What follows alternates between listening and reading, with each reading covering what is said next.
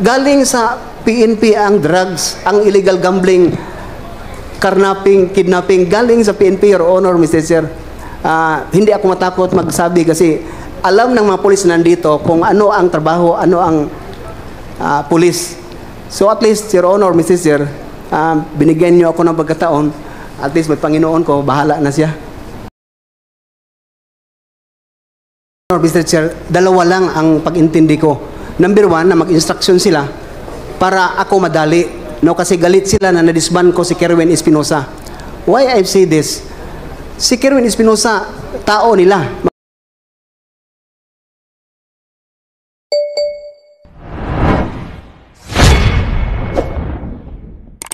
Colonel, sinabi niyo po dito sa paragraph 25, page number 5, at this time, I was already morally convinced I had to implement Chief Bato's direct order, which is to eliminate them. In Chief Bato's words, wag tangon sila. Pwede po bang matranslate in English kung ano po yung pagkakaintindi nyo sa sinabi ni Senator, ni then PNP Chief Bato na wag tangon sila? Kasi ako, Bisaya po ako, and Mr. Chairman, can I interject? What's the meaning of wag tangon sila? that is what I'm asking Colonel Jovi Espinido, Mr. Chair. Kung ano po yung pagkakaintindi niya. Our chairman, Chairman Ace is also fluent in Bisaya, no? So pwede po elaborate kung ano po yung pagkakaintindi niyo. It doesn't have to be na yun yung order, pero pag sinabing wag tangon sila, ano po yung pagkakaintindi nyo, Colonel? Your Honor, Mr. Chair, ang magtangon sila parang in translation of English is eliminate, no? Eliminate or neutralize. Magkaisa lang, Your Honor, Mr. Chair.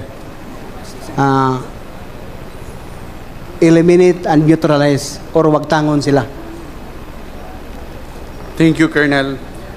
Colonel, in the last part of your affidavit with regards to your Ozami's assignment, you mentioned, and even in your opening statement, that after the Ozami's raid, nag-report po kayo, you were summoned by Major General Archie Gamboa, and in that said meeting, sinabihan po kayo that you have links with the Malaysian drug trafficking group.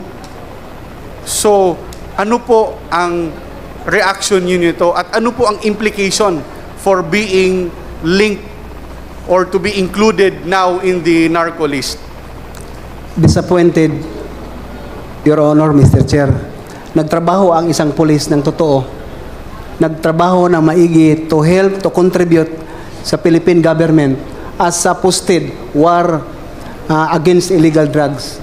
Pero ganon ang mapala ba ng isang pulis? So sino man ang mga pulis na courageable na maggawa namang ng mabuti ng ganon kung ang mapala mo lang ikaw pala kasali sa drug trafficking.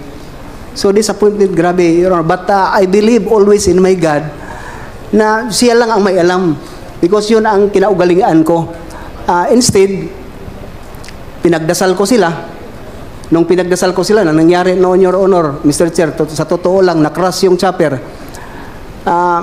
Talagang, hindi naman ako may karma, pero pinapaubaya ko sa Panginoon, Your Honor, Mr. Chair, that in Ecclesiastes chapter 12, verse 14, it says there, whether we do good or bad, and even done in secret, there is a consequence. So that's what really feel about sa marinig ko yung kasali ako sa Malaysian drug trafficking, Your Honor, Mr. Chair. Colonel, nung nalaman nyo na nasa listahan kayo, naniniwala ba kayo na may planong kayo naman ang eliminate dahil nasama na kayo sa narco list?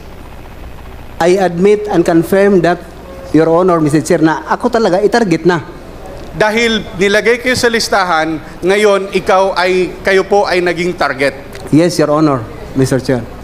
So, balik po tayo doon sa pananaw ni the late Mayor Aldong na natakot siya na patayin siya dahil nandun siya sa listahan. The same sentiment na din po yung naramdaman nyo, Colonel? Hindi, Your Honor, Mr. Chair, hindi ako takot because yung kinakatakutan ko ang Panginoon lang, Your Honor, Mr. Chair, sa totoo lang. Hindi po kayo takot na patayin, pero naisip nyo po na patayin kayo. Siguro, yeah, yes, Your Honor. When in fact, Your Honor, Mr. Chair, nung ako malist sa watch list, pati bahay ko pinuntahan ng mga CIDG, pinasok para picturean lang yung account ko na nag-iisa lang na account ko na may 50,000 pesos ang natira para sa enrollment ng anak ko. Pinapaklose pa kasi drug lord si Espinido. Pero ganun lang ang buhay, Your Honor, Mr. Chair. Thank you, Colonel. Last two questions, Colonel. Ano po kaya ang dahilan?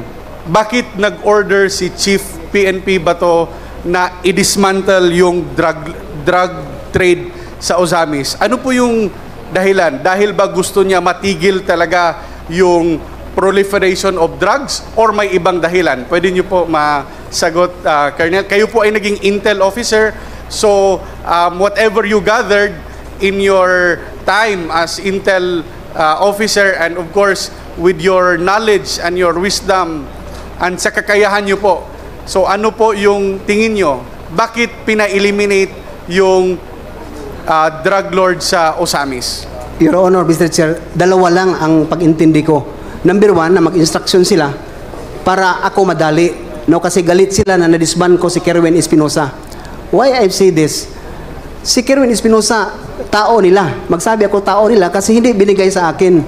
When in fact, Your Honor, Mr. Chair, pinailan pa ko ng complaint ni Kerwin Espinosa sa Ombudsman. Samantala, si Kerwin, hinawakan na ng EIDG. Pagkatapos, nasuspend ako for 1 month for that, Your Honor, Mr. Chair. Din, kasi nakita nila na disband si Kerwin Espinosa na tao nila, ilagay natin si Espinido sa Ozamis para mamatay. Siguro ang pag-isip nila, Your Honor, Mr. Chair, na nag-underestimate kay Espinido kasi si Espinido, only a lateral. Wala akong schooling ng special course. Wala akong schooling. Simple na si Espinido, grade 1, section 10 lang. Pero, ang pag-underestimate nila, na-accomplish ko yung Espinosa drug groups, galit na naman sila. Bakit, Your Honor, Mr. Chair? Hindi nila binigay sa akin si Ardot at saka si Nuba. When in fact, na-file natin ang complaint sa Albuera, more than 40 uniform personnel na mga protector. Sa kay Paruhinog, hindi ako nakapag-file ni isa na protector kasi hindi nila binigay sa akin si Nuba Paruhinog. Maski isa lang minuto na kausapin ko at saka si Ardot Paruhinog when he arrested in Taiwan. Pagdating mo mismo dito sa Krami na maghingi ako ng permission sa Chief PNP at the time si Albayalde, hindi pinahintulutan ako na kausapin ko si Ardot. So, I presume, siguro, sa pag-isip ko, Your Honor, Mr. Chair, na tao nila yung nabangga ko. Bakit hindi nila ibigay para matapos na sana yung problema ng drug war? Kasi, I believe, Your Honor, Mr. Chair, na kung mahuli ko buhay yung mga drug lord, sila ang magsabi kung sino ang protector nila. When Mayor Espinosa, buhay pa at the time, Your Honor, Mr. Chair, nasa sa akin pa siya, yun palagi yung sinabi ni Mayor Espinosa, Sir Job, walang Espinosa, walang drug lord kung walang pagpahintulot ng pulis. Walang Paruhinog kung walang pahintulot ng army. Doon nag-umpisa yung Kuratong Baliling. So, yun ang nakita ko, Your Honor, Mr. Chair, na kung ito ang organized crime groups, to tell you, for my 28 years in service, dito lang sa PNP, sa police lang.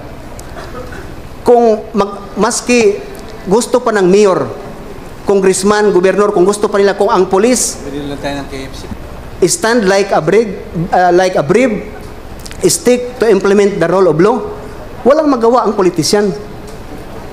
Pero galing sa PNP ang drugs, ang illegal gambling, carnapping, kidnapping, galing sa PNP, Your Honor, Mr. Chair. Hindi ako matakot magsabi kasi alam ng mga pulis nandito kung ano ang trabaho, ano ang pulis. So at least, Your Honor, Mr. Chair, binigyan niyo ako ng pagkataon. At least may Panginoon ko, bahala na siya. Okay. Is that your last question, Congressman Wabinal? Yes, Mr. Chair. Mr. Chair, I firmly believe that it is imperative for this august body to investigate further, to seek the truth behind all this information we have received today through the statements of Colonel Jovi Espinido.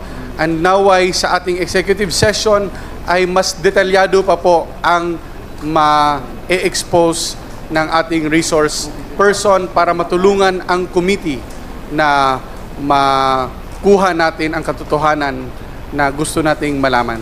Maraming salamat po, Mr. Chair. Okay.